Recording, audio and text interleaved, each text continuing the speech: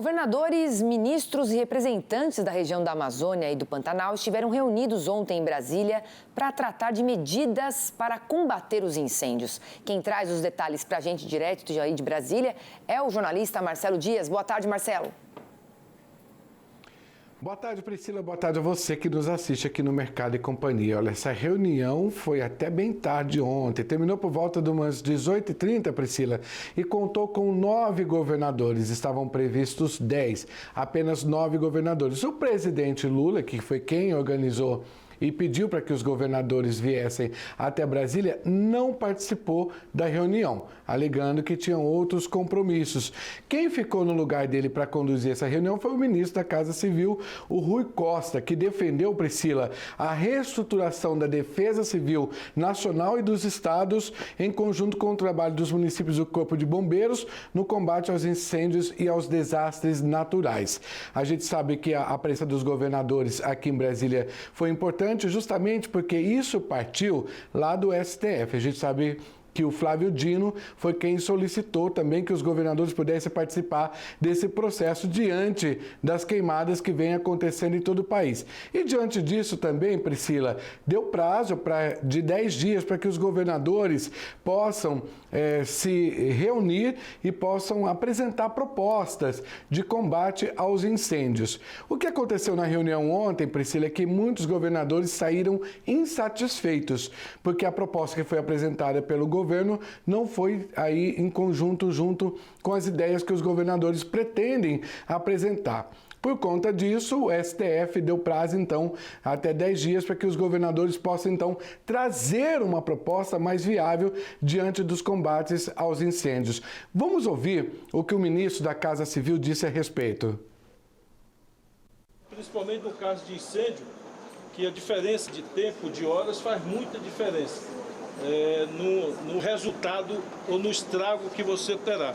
Então nós vamos trabalhar isso em paralelo às questões emergenciais e de uma nova estrutura que este ano ainda a gente quer programar, contratar e já iniciar a montagem de uma nova estrutura no país, mais capilar e com mais eficiência, envolvendo bombeiros e defesa civil nos 3 níveis da federação. Tudo que for necessário e apresentado, uma vez avaliado pelos técnicos do governo federal, serão liberados. Então eu não posso falar de valores, porque, por exemplo, o estado de Goiás apresentou um pleito de 23 milhões que já foi analisado e deliberado pela Defesa Civil. Então, na medida que esses valores, esses pedidos cheguem, eles serão analisados e liberados, ok? Bom, a proposta aí do governo federal, Priscila, então, é fazer parcerias com os governos do estado para criar uma defesa civil regional, onde eles possam ter mais autonomia para atuar diante desses desastres que vêm acontecendo aí, como no Rio Grande do Sul e agora com os incêndios. Para também falar sobre esse assunto, eu convidei a especialista em meio ambiente, a advogada Samantha Pineda, que está aqui conosco. Samantha, muito obrigado pela sua presença aqui no Mercado e Companhia. É um prazer, Marcelo. Boa tarde a você e a todos. O governo vem apresentar propostas de combate a incêndios, já começou tarde demais, né? Pelo que nós estávamos já conversando aí nos bastidores. Isso já atrapalha tanto a questão ambiental e também os produtores que estão tendo queimadas dentro das próprias propriedades. É preciso ficar atento a essa legislação ambiental também, né? Sem dúvida, Marcelo, são 2 vertentes diferentes, né? O que o poder público tem que tomar de iniciativa, na verdade, que já deveria ter tomado, não é novidade que teríamos um ano muito seco. Há 2 anos atrás, no primeiro El Niño, nós tivemos já uma questão de mais seca no norte, mais chuva no sul. No ano passado, tivemos aí grande chuva no sul e grande seca no norte, com os meteorologistas avisando que este ano seria pior.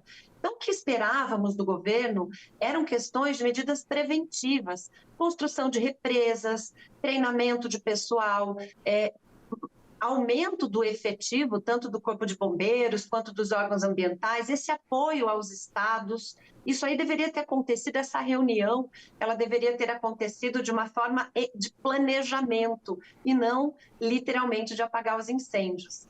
E aí aconteceu essa tragédia. Que bom que o governo está se mexendo, esperamos que os estados tenham seus espaços, porque são eles que estão mais diretamente ligados a isso.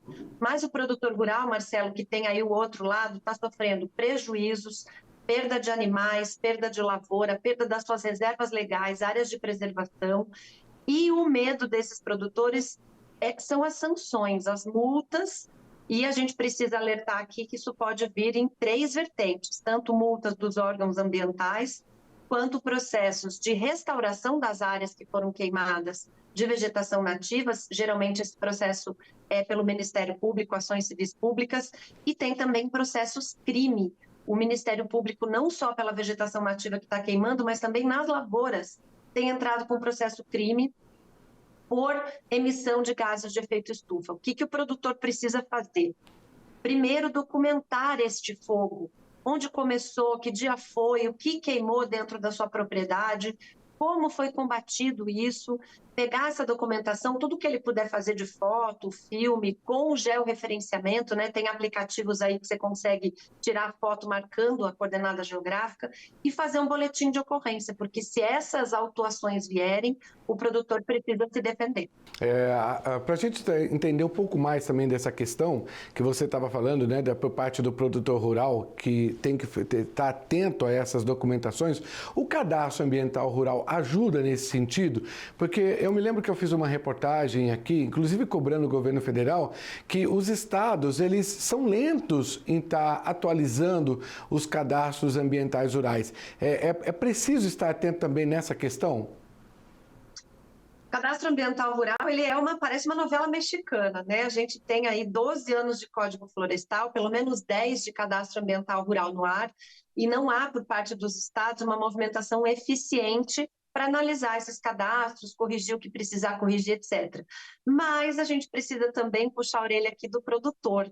Existe uma área, quando se entra em car.gov.br, que é a área do produtor. Ele precisa olhar o status do seu cadastro. Às vezes ele tem lá uma correçãozinha a fazer, já passou por alguma análise, esse produtor nem sabe. Então a gente precisa sim retomar a questão do cadastro, porque de que forma que o CAR pode ajudar? Ele vai dar a situação pretérita da propriedade, dessa posse, dessa área rural, onde tinha vegetação, onde tinha área de pastagem, área de lavoura, e uma vez que passa o fogo ali, muitas vezes a autuação ou o processo vem dizendo que queimou X de área vegetada, de área de vegetação nativa, quando o próprio CAR já dizia que aquela área era uma área de uso consolidado, já tinha alguma lavoura, alguma pecuária ali. Então, o CAR ajuda como documento prévio de como era a propriedade. Uma vez que o fogo passa e que se faz esse boletim de ocorrência, é preciso documentar isso, mas o CAR certamente estaria ali como uma prova de uso, de mapa de uso do solo da propriedade. Então, ajuda sim. Precisamos movimentar esses estados para avaliar os cadastros. Está na hora, né, do pessoal se comprometer mais, né, e ficar atento a essas questões, justamente agora com as mudanças climáticas, que não vai parar por aí, né, Samanta?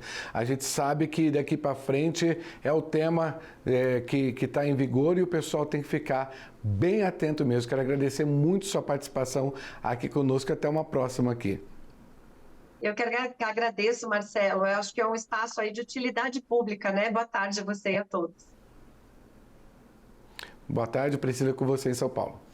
Agradeço aí a Samanta, obrigada aí, Marcelo, e bom fim de semana para vocês.